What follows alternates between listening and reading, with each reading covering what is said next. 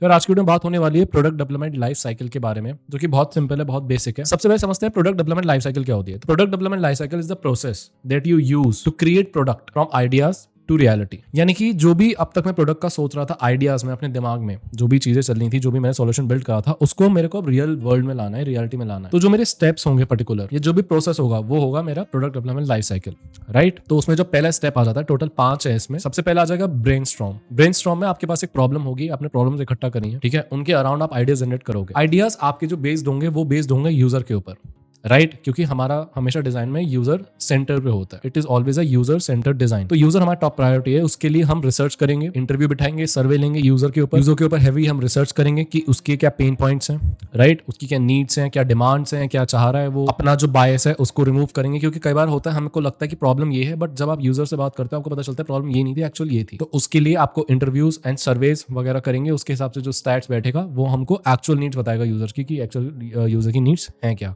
अपने बायस हटाएंगे। आगे कोर्स में बायस की बात करी गई है कि अपने बायस कैसे हटा सकते हैं, उसके ऊपर भी हम बात करेंगे। अपनी टीम में हम डाइवर्सिटी को भी इंक्लूड करेंगे, ताकि डाइवर्सिटी जितनी अच्छी होगी मेरी टीम में, जितने लोग होंगे अलग अलग जगह के, अलग अलग रेस के, कल्चर के, एज के, अलग अलग एक्सपीरियंस के, वो अपना नए आइडियाज या डिफरेंट आइडियाज प्लेट पे रख पाएंगे, जो कि सीधी सी बात है ब्रेनस्टॉर्मिंग को बहुत ज्यादा क्रिएटिव बनाएगा और काफी डाइवर्सिटी मिलेगी मेरे को आइडियाज में। कंपटीशन को भी चेक करेंगे कि जो हम प्रोडक्ट बना रहे हैं उसका क्या कंपटीशन है, जो अवेलेबल ऑलरेडी मार्केट प्रोडक्ट है वो उससे मेरा प्रोडक्ट कितना बढ़िया है, कितना बढ़िया नहीं है, मार्केट जो गैप्स है हम उसको किस तरह फिल कर सकते हैं। तो ये सारी रिसर्च प्रोडक्ट को लेकर, यूजर को लेकर, कॉम्पिटिशन हो गया, मार्केट गैप, ये सारी चीजें आ जाएंगी आपकी ब्रेनस्टॉर्म में, जहां पे आप रिसर्च कर रहे हो, सारा डेटा इन्फॉर्मेशन कंज्यूम कर रहे हो, ठीक है। अभी हमारी इनटेक चल रहा है, प्रोसेसिंग की स्टेज हो जाती है डिफाइन, कि जो आपने डेटा अब तक इकट्ठा करा, ब्रेनस्टॉर्म करा, रिसर्च करी, उसको अब मैं नैरो डाउन कर रहा हूं, उसको अब मैं बुलेट पॉइंट्स बना रहा हूं, ताकि मेन चीजें फिल्टर आउट हो जाएं और आगे डिजाइन प्रोसेस को करने में मेरे को आसानी रहे। तो उसके लिए यहाँ पे लिखा है नैरो डाउन योर फोकस। यहाँ पे फिर आप क्वेश्चन पूछोगे कि who will use a product, कुछ इस तरह क्वेश्चन होंगे। How it will solve the user problem, user की क्या नीड्स है, फाइनल गोल्स आप डिसाइड करोगे। और मेन चीज हो जाती है प्रॉब्लम स्टेटमेंट। ये मेन चीज है स्टेज की, जहां पे आप एक प्रॉब्लम स्टेटमेंट फाइनलाइज करते हो, जो कि आपको ट्रैक से इधर उधर नहीं होने देगा,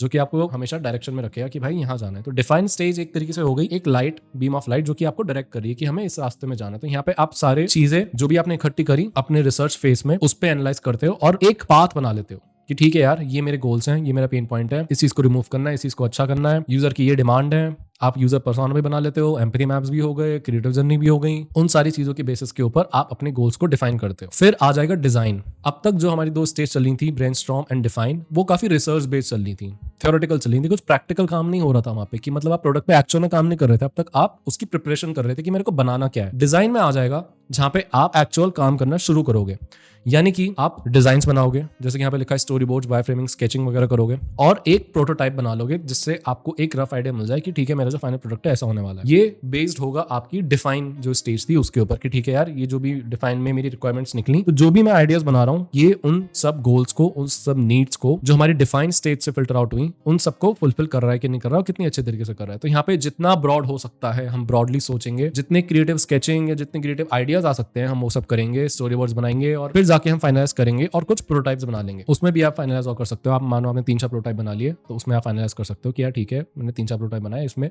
कौन सा बढ़िया रहेगा, कौन सा बढ़िया नहीं रहेगा। ऑल्दो आप एक बनाओ, वो सब डिपेंड कर सकता है आपके सिचुएशन के ऊपर। बट यस, यहाँ का फाइनल आउटपुट ये रहेगा कि आपकी स्टोरी बोर्ड्स रेडी रहेंगे, 5 फ्रेम्स आएंगे और आप प्रोटोटाइप के साथ तैयार हो जाओगे स्टेज को कंप्लीट करने के बाद। अब आ जाएगा टेस्टिंग फेज, जहां पे आप अपने प्रोटोटाइप को टेस्ट करोगे। उसमें बेसिकली फंक्शनैलिटी इंट्रोड्यूस करोगे कि जो हमने प्रोटोटाइप सेलेक्ट करा उसको अब सीरियसली लेते हुए मैं टेस्ट रन कर रहा हूँ और देख रहा हूँ कि वो कितना सक्सेसफुल हो रहा है, कितना नहीं हो रहा। तो जो आपके टेस्ट हैं वो भी कई तरह के हो सकते हैं। जो पहला टेस्ट होता है वो होता है विद इन टीम, यानी कि जो भी आपकी डिजाइन टीम हो गई, जो भी डिजाइन वगैरह कर रही थी, वो अपने इंटरनल टेस्ट चला सकते हैं कि यार कितना सही बनाए, कितना नहीं बनाए, ठीक है। जो यूजर की नीड्स हैं वो कितनी फुलफिल कर रहा है, कितनी नहीं कर रहा है, जिसके ऊपर मैंने बात करी वीडियो में कि what makes a good UX experience. Stakeholders के साथ टेस्ट रन करा जाएगा, जो कि आपकी मार्केटिंग, सेल्स टीम हो गए, डेवलपर्स हो गए, इंजीनियर्स हो गए। स्टेक होल्डर वो लोग हो गए जो कि उस प्रोजेक्ट में डायरेक्टली इन्वॉल्व है, ठीक है। तो वो आपके मैनेजर्स भी हो सकते हैं, वो कंपनी का सीईओ भी हो सकता है अगर वो कोई बड़ा प्रोजेक्ट है तो उनके साथ आप टेस्ट रन करोगे। फाइनली आप टेस्ट रन करोगे एंड यूजर्स के साथ, जो मेरे प्रोडक्ट को एंड में फाइनली यूज करेगा। तो बेसिक ये 3 टेस्ट हैं और इन सबसे जो भी आपका फीडबैक निकलेगा उसके हिसाब से आप अपने प्रोडक्ट को आइटरेट करते रहोगे, उसको इंप्रूव करते रहोगे, उसको रिफाइन करोगे। जो भी कमियां हैं वो आप निकालोगे,